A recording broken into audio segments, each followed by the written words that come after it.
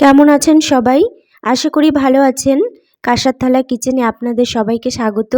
আজকে একটা পুরনো রেসিপি আপনাদের শেয়ার করব। আমার ঠাকুমার হাতের বরুলি মাছের স্পেশাল একটা রেসিপি, যেটা খেতে কিন্তু ভীষণ স্বাদ। সবার প্রথমে আমি বরুলি মাছগুলোকে কেটে বেছে ধুয়ে জল ঝরিয়ে নিয়েছি। তারপর লবণ, হলুদ, সর্ষের তেল মাখিয়ে রেখে দিয়েছি। এবার কয়েক ধরনের সবজি আমি সরু সরু করে কেটে নিয়েছি। আলু, বেগুন, শিম, মূলো আর একটুখানি উচ্ছে দিয়েছি টেস্টের জন্য, তেতো হবে না। তারপর কড়াইতে সর্ষে তেল দিয়ে দিলাম। পুরো রান্নাটাই সর্ষের তেলে করব। আর এটাতে সবথেকে আশ্চর্যজনক যে কোনো মশলাপাতি ইউজ হবে না, কিন্তু খেতে কিন্তু দারুণ হয়। তারপর সর্ষের তেলে মাছগুলোকে আমি ভালো করে লাল করে ভেজে তুলে নেব।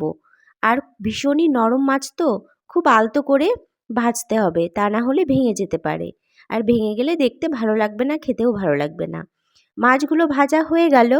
এবার কড়াইতে আরেকটুখানি সর্ষের তেল দিয়ে তার মধ্যে একটুখানি কালো জিরে ফোড়ন দিয়ে দিলাম। এবার কিছুটা পেঁয়াজ কুচি আর কয়েকটা চেরা কাঁচা লঙ্কা। তারপর পেঁয়াজ কাঁচা লঙ্কাটাকে ভালো করে নাড়িয়ে নিলাম। পেঁয়াজটা কিন্তু লাল করে ভাজতে হবে না, একটুক্ষণ নাড়িয়ে নিলেই সুন্দর একটা পেঁয়াজ, কাঁচা লঙ্কা আর কালো জিরে সেন্ট বেরোবে। তখন সবজিটাকে অ্যাড করতে হবে। এবার সবজিটাকে ভালো করে নাড়িয়ে নিয়ে পরিমাণ মতো লবণ, হলুদ অ্যাড করতে হবে। আপনাদের সবজি যতটা থাকবে সেই পরিমাণে লবণ অ্যাড করবেন।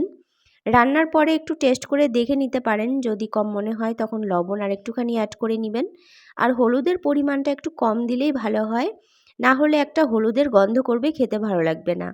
তারপর ভালো করে মিশিয়ে নিয়ে ঢাকা দিয়ে রাখতে হবে। ঢাকনা খোলার পর দেখবেন সবজিটা প্রায় অনেকটাই সেদ্ধ হয়ে গেছে, আর একটু হালকা জল জল বেরিয়েছে। আর একটুখানি জল অ্যাড করবেন, একটু গা মাখা হবে, একদম খড়খড়ে হবে না। এই মাছের চচ্চড়িটা কিন্তু একটু গা মাখাই টেস্ট হয়। তারপর ঝোলটা ফুটে উঠলেই ভেজে রাখা মাছটা আর বেশ কিছুটা ধনেপাতা অ্যাড করবেন। এবার হালকা করে নাড়িয়ে নিয়ে আবার ঢাকা দিয়ে রেখে দিবেন, গ্যাসের আঁচটা একদম কম করে। দুটো চেরা কাঁচা লঙ্কাও অ্যাড করেছি ফ্লেভারের জন্য। এতে ঝাল হবে না, কিন্তু ফ্লেভারটা ভীষণ সুন্দর হবে। এবার ঢাকনাটা খুলে আবার আলতোভাবে নাড়িয়ে নিলেই তৈরি। খেতে কিন্তু দারুণ হয়, আপনারা অবশ্যই ট্রাই করবেন। শীতের দুপুরে গরম গরম ভাতের সাথে একদম জমে যাবে। ভিডিওটা ভালো লাগলে লাইক দিয়ে পাশে থাকবেন।